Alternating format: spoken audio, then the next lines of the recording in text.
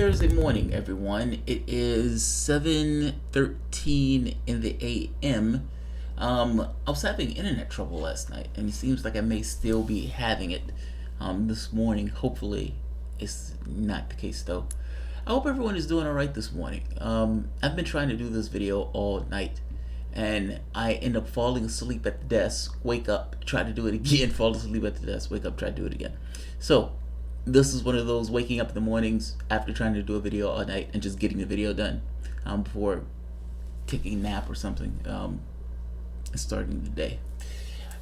I am trying to cut down on the amount of that I say when I do my videos. I watched Michael Hudson, this is a slight detour. I watched Michael Hudson do a video and damn it, like right there. When Hudson was doing a video, Hudson is absolutely brilliant on issues of economics and economic history. He reads you chapter and verse. He has a tendency to using a lot of in his work. And I realize how much it breaks up the work when you're listening to somebody and it's happening over and over and over and over and over and over and over again. So if there are pauses here, it's me trying to filter out the quote-unquote in my speaking. I realize other people don't necessarily use that as much. I know the way I communicate this is slightly different, so it's not like me reading something off a damn it, like that. It's really hard to filter that out, like reading something from a teleprompter. But still, I want to filter that out. So, I wish to discuss, like right there, it's really hard to do. I want to discuss Ilhan Omar. Ilhan Omar has shown amazing strength and resilience in dealing with essentially her criticism of Israel and lobbyists, and how you have a political class that doesn't necessarily like the point that she's criticizing Israel and lobbyists, and so she has been taking firestorm. There's also the oddity of the first Muslim woman being attacked like this by her own party, allowing Republicans to essentially gang up on her with this weird thing of Democrats and Republicans attacking her on this very specific issue. And in a weird case, almost making a parody of itself. She makes a criticism about lobbyists, financial lobbyists, and their influence, their outsized influence in our politics. She's attacked as being anti-Semitic for bringing up the fact that lobbyists, including the Israeli lobby, AIPAC, has an outsized influence in our politics, and that may not necessarily be in the best interest of the American public. She's been vilified for this. I have a few bullet points that I want to go through with this while the internet connection holds. And with those bullet points, I'll make my case. I've done videos on this.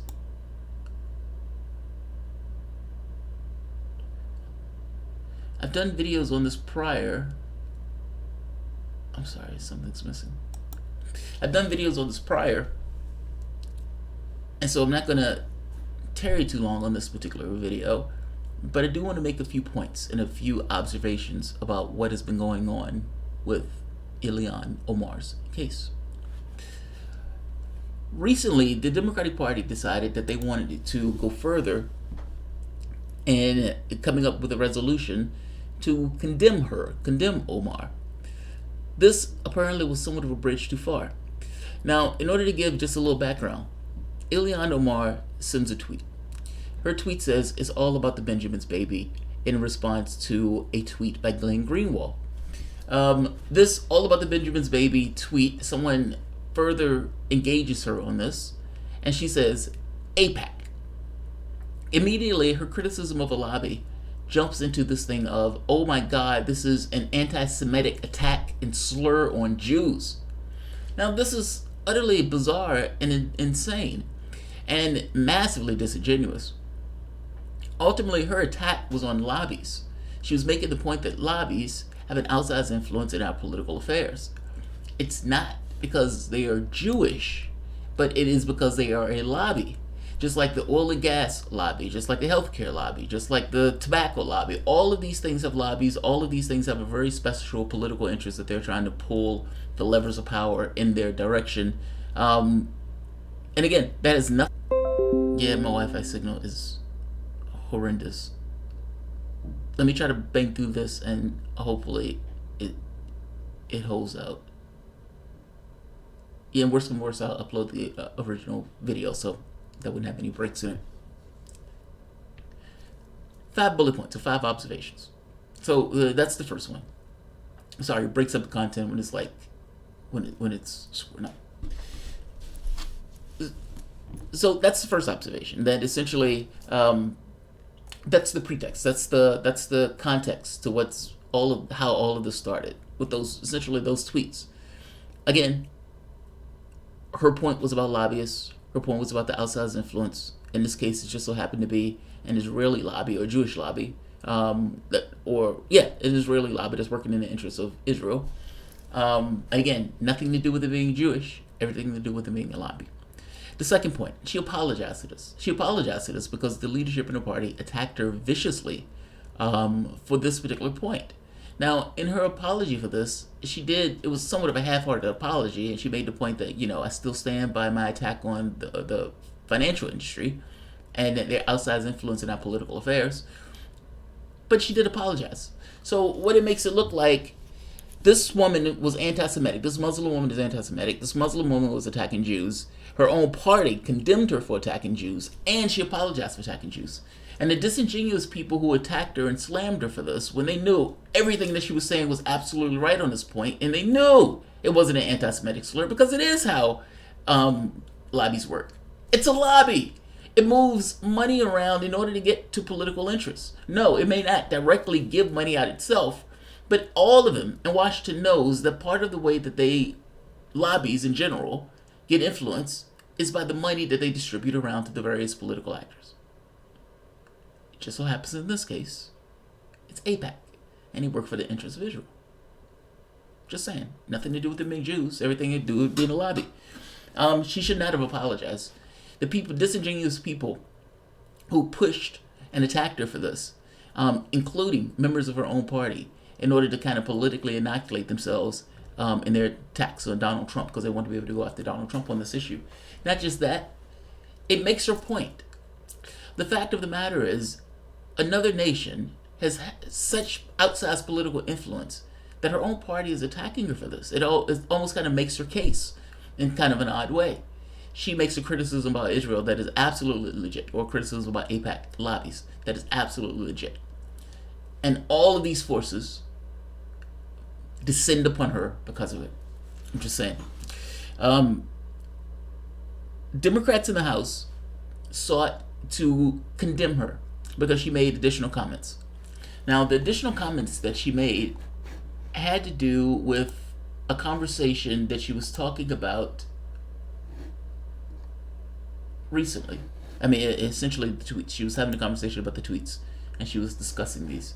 So she says, she makes a good point, and I made this point too.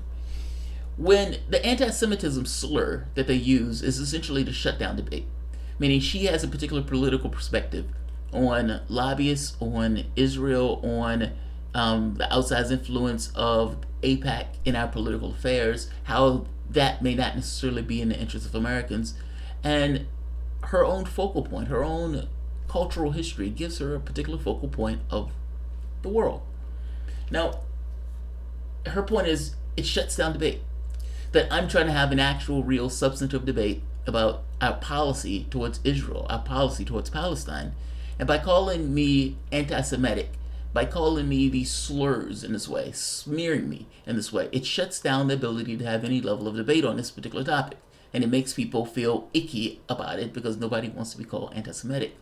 She's held her ground, though, and she's been extraordinarily strong on this very particular issue, and I condemn her for her strength on this issue.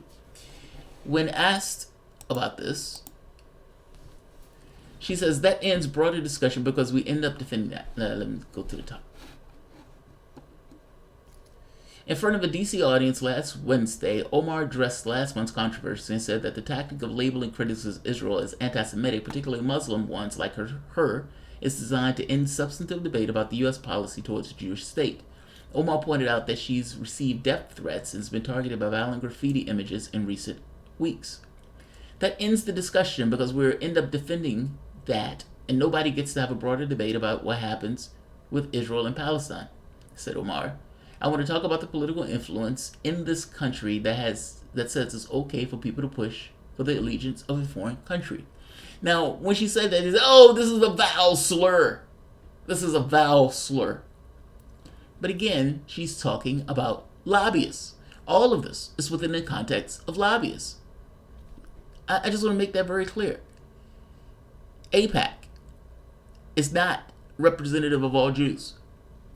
Attacking a lobby and the way that lobbies spend cash in order to get political influence is not the same thing as attacking, quote unquote, Jews. Just as somewhat of a flat fact. Her making this point that, look, this lobby that's working in the interest of Israel, again, not because they're Jews, but because they're a lobby, affects our foreign policy.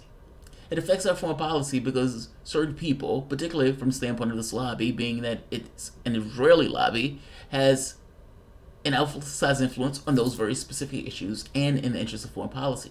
Meaning it's hard to really get anything done on the issue of Israel and Palestine because there's, an outsized influence in people who are looking out for the interests of Israel.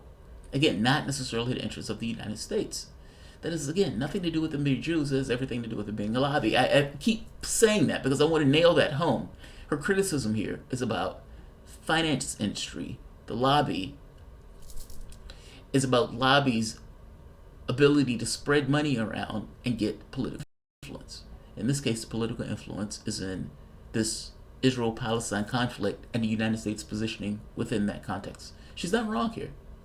She's not wrong. They're calling that a vowel slur. They're trying to say that, again, she's being anti-Semitic.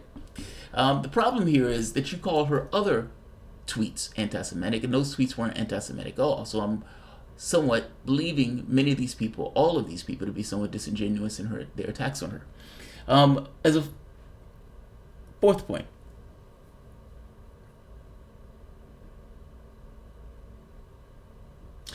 when they tried to condemn her on this point, the fractures started to fall. They wanted to have a resolution condemning her. In this resolution, it initially started off as being a condemnation of Omar, but you had Democrats start breaking away from this.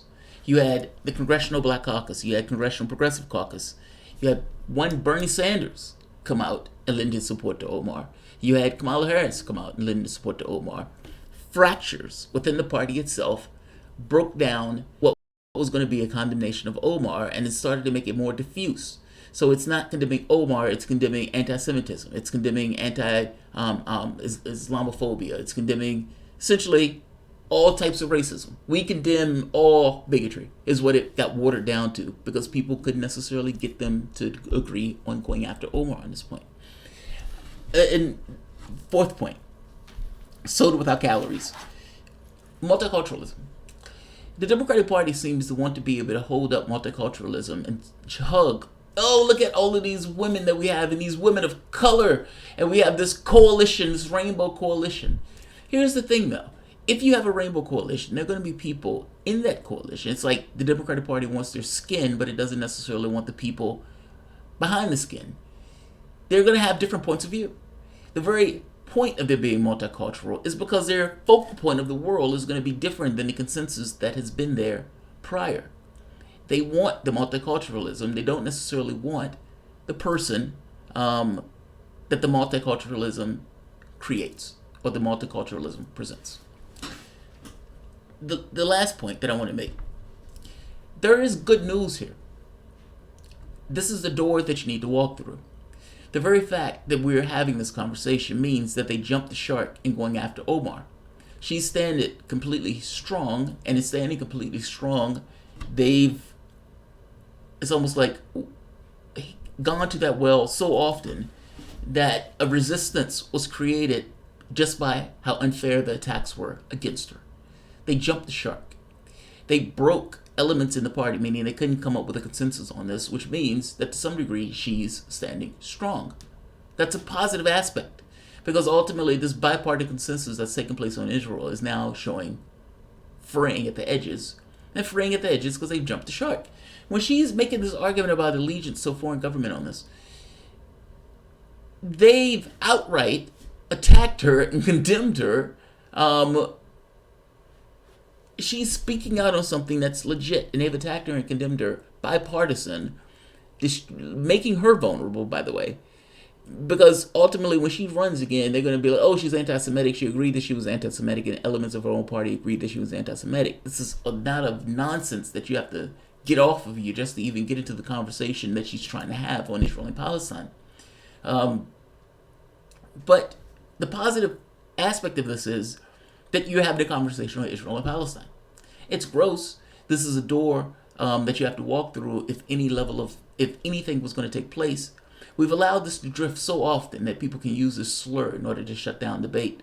That in order to even get to the point of having a debate on this is the door that you have to walk through. People are going to have to be willing to endure this kind of slur and endure this kind of slander to even get to that argument. But the fact of the matter is that we're having that argument now because it's been so over the top in the way that they've gone after.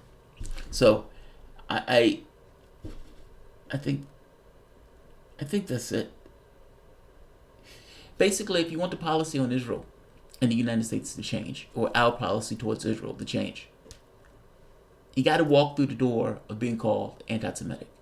Even when you're not anti-Semitic, you just make it a note about policy itself. This is the door we have to walk through. She's walking through it, and she's not withering, nor is she's holding her shape. So, shout out to her on this, and shout out to Sanders for backing her up. Sanders' point was, you guys are going too far. And mind you, Sanders is in the Senate, and he's talking about the House of Representatives. He makes this point, and I'll end it on this. What I fear is going on in the House now as an effort to target Congresswoman Omar as a way of stifling the debate. The Vermont Independent Senator said, that's wrong. And he's right. That's wrong. And it is a way of them trying to stifle debate. I'm putting some links at the bottom so you can see what's going on for yourself on this case. And I'm even putting a link talking about how AIPAC works. Essentially that, yes, they do spread money around, not because they're Jewish, but because they're a lobby. They spread money around in order to get access. Now, it's not that they give it directly. It's that they point you in the sources of saying, these are people who we want you to support, or these are people who we want you to destroy because they're not working in our interests. They do it because they're a lobby. Oil and gas, I would imagine, works the same way. The healthcare lobby, I would imagine, works the same way in trying to stop Medicare for all. Tobacco, I would imagine they work the same thing in trying to stop tobacco legislation. This is kind of my point. They do these things because they're lobbies and they're trying to work for the special interests. And her critique on this is absolutely right. And I would make the point to you that the attacks that she's enduring gets across that her critiques have been somewhat right. So let's see who's here. I don't expect anybody to be hit this early. Israel spends millions lobbying the U.S. taxpayers to give them billions, but questioning their arrangement is anti-Semitic. Yeah, the mental gymnastics required to rationalize this is mind-blowing. What the fuck? She criticized the lobby. Like, that's the mind-blowing part to this. She criticizes AIPAC, and it's like, oh, this is veiled anti-Semitism. It's not veiled anti-Semitism. She's criticizing your lobby. It's very overt. She's being very clear. Money is being the influential factor in buying support. She's being very clear. I mean, it's like, come on. Ilhan and Omar would not be reelected in 2020 because the Democratic Party will smear her. They've already smeared her. Like, and the sad part about it is, the smearing in this case is by her own party. Like, God, that's so sad. And I guarantee you that the argument that the person who's running against her is going to use in Democratic primary or against the Republican in the general is she's anti-Semitic. She's owned up to and apologized for anti-Semitic tweets.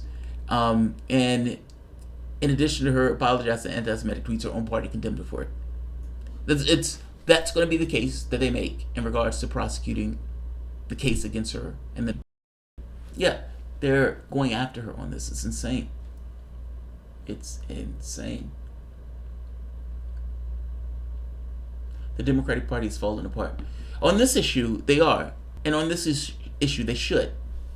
You have a bunch of lefties who are looking at this and says, look, we don't like this arrangement with the state of Israel.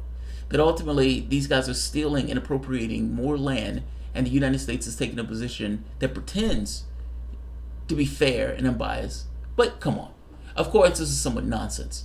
Our policy towards Israel has been almost completely obsequious to the whims of the country itself, even when it's not in our best interests. You have a lobby that's working on behalf of the state of Israel and is spending money around in order to get support and crystallize that support. There's a movie called The Lobby. I showed a segment of that movie. And the guy makes this very straightforward point. He makes Ilhan's point, essentially, but he's saying it from the perspective of, look, this is what we do and this is how we get support. This is how we crystallize support.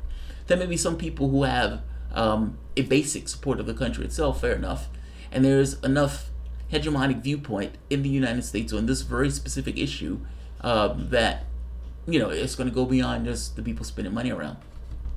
But he makes this point that in order to make sure that there's support on this issue, they look people in the eye, shake their hands, so they know that on various issues that they're going to toe their line.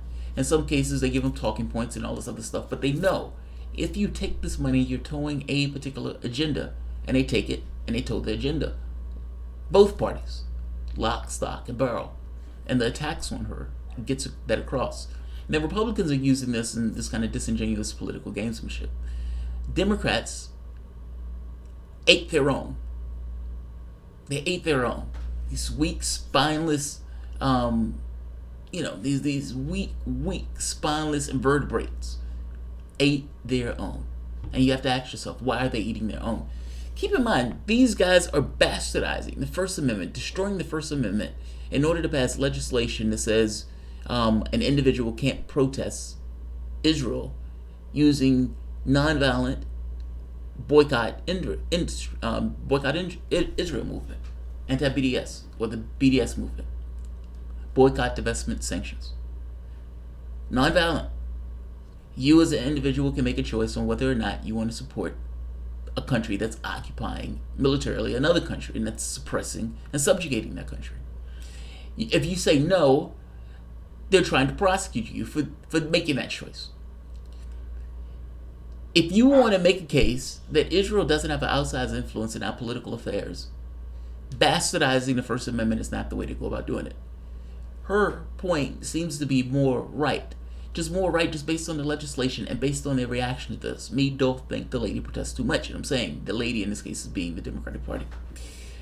So yeah, they're making it hard for her to get elected coming up in the next election.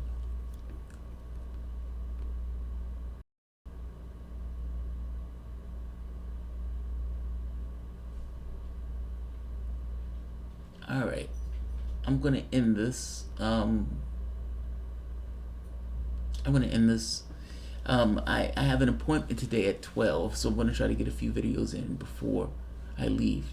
But shout out to Ilhan. She's standing strong on this. She should stand strong on this. Her focal point of the world itself. The Democratic Party wanted multiculturalism. Well, you got it. And some of those people, multiculturalism, in the word itself, cultural, multi, people are going to have a different perspective on events that affect them a particular way. In this case, her focal point of the world makes her more critical of the state of Israel, which is perfectly okay because it is a state like any other state. Her criticism of lobby is perfectly okay because, again, it's a lobby like any other lobby. Like some of the stuff, there's a jump of the shark on this issue, and that jump of the shark has gotten to the point where it broke and fractured the party along these very particular lines. The left is skeptical of the relationship that the United States has with Israel, and the left wants that reimagined. Like I said, the door you're going to have to walk through is this. There's something to be said, positive, that the conversation is taking place, and there's also something to be said that they couldn't come up with a coalition in order to condemn her on this as hard as they tried. It broke down. There's enough support out there to question this very particular issue. So I will end it here.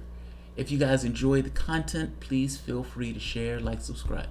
You can always support through PayPal, Patreon. Thanks all.